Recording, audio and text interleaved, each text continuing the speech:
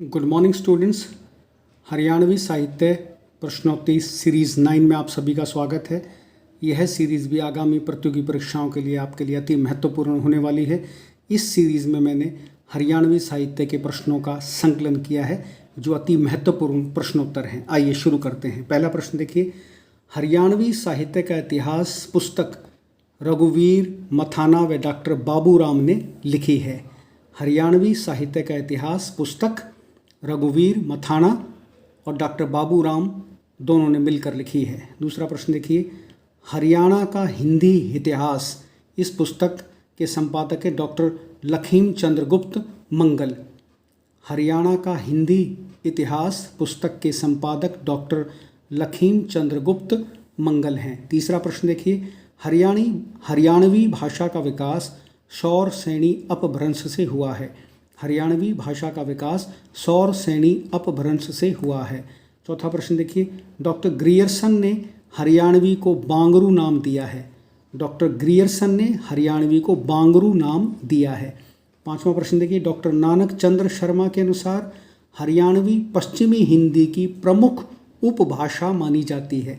Doctor Nanak Chandra Sharma के अनुसार हरियाणवी पश्चिमी हिंदी की प्रमुख उपभाषा मानी जाती है। छठा प्रश्न देखिए, हरियाणा की प्रमुख बोलियां हैं बांगरू, कौरवी, अहिरवाटी, मेवाती, ब्रज और बागड़ी। ये हरियाणा की प्रमुख बोलियां हैं, डायलेक्ट्स हैं। सातवां प्रश्न देखिए, हरियाणा में बांगरू बोली हिसार, जींद, भिवानी, रोहतक क्षेत्रों में बोली जाती है। बांगरू बोली हिसार, जींद, भिवानी, रोहतक क्षेत्रों में बोली जाती है।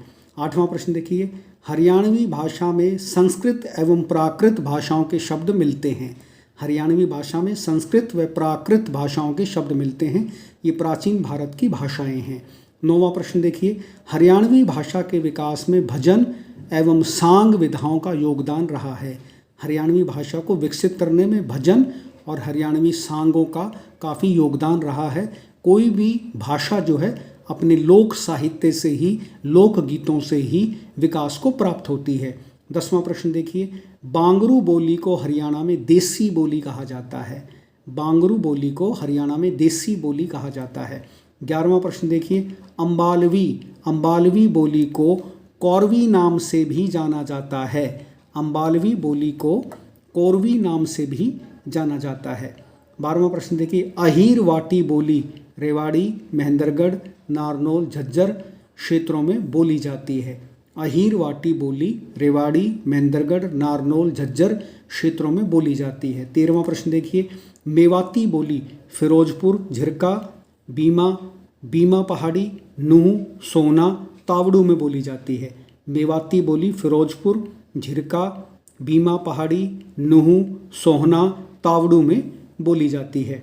14वां प्रश्न देखिए, बागड़ी बोली बहल, सिवानी, दड़बा कला, एलनाबाद क्षेत्रों में बोली जाती है। बागड़ी बोली बहल भिवानी के अंदर है, सिवानी भिवानी के अंदर है, दड़बा कला, एलनाबाद सिरसा में है। इन क्षेत्रों में ये बोली जाती है। 15वां प्रश्न देखिए, ब्रज बोली बल्लभगढ़, पलवल, हसनपुर, होडल क्षेत्रों में बोली जाती है। बल्लभगढ़ फरीदाबाद में आता है, पलवल आपको पता है अलग से डिस्ट्रिक्ट है, होडल पलवल की तहसील है। ब्रज बोली बल्लभगढ़, पलवल, हसनपुर, होडल क्षेत्रों में बोली जाती है। 16वां प्रश्न देखिए, हरियाणा में सांग परंपरा का आरंभ 13वीं शताब्दी से माना जाता है। हरियाणा में सांग परंपरा का आरंभ 13वीं शताब्दी से माना जाता है। 17वां प्रश्न देखिए, हरियाणा का पहला सांगी नारनौल के गुजराती ब्राह्मण बिहारी लाल को माना जाता है। हरियाणा का पहला सांगी नारनौल के गुजराती ब्राह्मण बिहारी लाल को माना जाता है। 18वां प्रश्न देखिए, औरंगजेब ने 1658 में हरियाणवी सांगों पर प्रतिबंध लगा दिया था। बड़ा महत्वपूर्ण प्रश्न है। औरंगजेब आपको पता है कट्टर मुस्लिम था। उसने सभी जो है मनोरंजन के जितने भी साधन थे उन सभी साधनों पर, उसमें संगीत भी था, उस पर उसने प्रतिबंध लगा दिया था। तो औरंगजेब ने 1658 में हरियाणवी सांगों पर प्रतिबंध लगा दिया था। 19वां प्रश्न देखिए, औरंगजेब की मृत्यु के बाद बाल मुकुंद ने सांग परंपरा को नया जीवन दिया। औरंगजेब की मृत्यु के बाद बाल मुकुंद ने सांग परंपरा को एक नया जीवन दिया। औरंगजेब की मृत्यु के बाद बाल मुकुंद ने सांग परंपरा को एक नया जीवन दिया। 20वां प्रश्न देखिए, हरियाणा में सांगों का पितामह किशन लाल भाट को कहा जाता है? हरियाणा में सांगों का पितामह किशन लाल भाट को कहा जाता है। हरियाणा में मेवाती जन कवि होने का गौरव सादुल्ला को प्राप्त है। हरियाणा में मेवाती जन कवि होने का गौरव सादुल्ला को प्राप्त है। 22वां प्रश्न देखिए, सादुल्ला ने मेवाती भाषा में पंडुन का कड़ा नाम से महाभारत की रचना की। सादुल्ला ने मेवाती भाषा में पंडुन का कड़ा नाम से महाभारत की रचना की।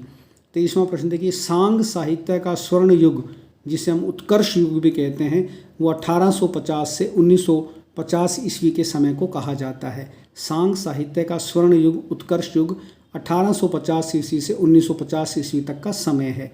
24वां प्रश्न देखिए, हरियाणा में सांग विधा को सही रूप पंडित दीपचंद ने प्रदान किया। हरियाणा में सांग विधा को सही रूप पंडित दीपचंद ने प्रदान किया। 25वां देखिए, प्रथम विश्व युद्ध के समय दीपचंद के सांगों ने काफ़ी धूम मचाई थी। प्रथम विश्व युद्ध के समय दीपचंद के सांगों ने काफ़ी धूम मचाई थी। 26वां प्रश्न देखिए, सांग सम्राट पंडित लक्ष्मीचंद को कहा जाता है। सांग सम्राट हरियाणा में पंडित लक्ष्मीचंद को कहा जाता है।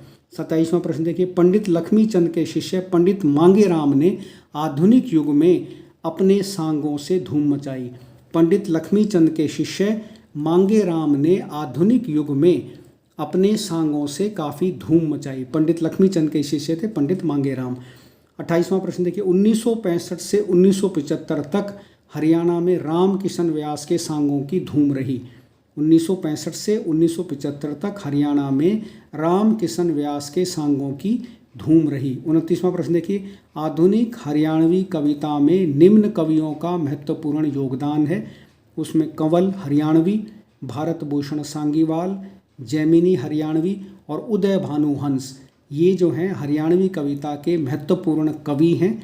आधुनिक कवि भी कह सकते हैं आप इनको। कंवल हरियाणवी, भारत भूषण सांगीवाल, जैमिनी हरियाणवी और उदय भानु हंस। अगला प्रश्न देखिए 30वां, हरियाणवी भाषा के सुप्रसिद्ध संत कवि हैं संत गरीबदास। हरियाणवी भाषा के सुप्रसिद्ध संत कवि हैं संत गरीबदास। 31वां प्रश्न देखिए, देशा में देश हरियाणा उदय भानु हंस की काव्य रचना है। देशा में देश हरियाणा उदय भानु हंस की काव्य रचना है। उदय भानु हंस हरियाणा के राजकवि हैं। तो स्टूडेंट्स, ये हरियाणवी साहित्य के अति महत्वपूर्ण 31 प्रश्न हैं। कोई भी साहित्य में से, हरियाणवी साहित्य में से कोई भी क्वेश्चन सेट होता है तो मैं समझता हूँ इन प्रश्नों में से कोई ना कोई प्रश्न आपको इस सीरीज़ 9 में से देखने को मिलेगा। जल्दी ही मैं आपसे अगली सीरीज़ में फिर रूबरू होता हूँ। तब तक के लिए धन्यवाद।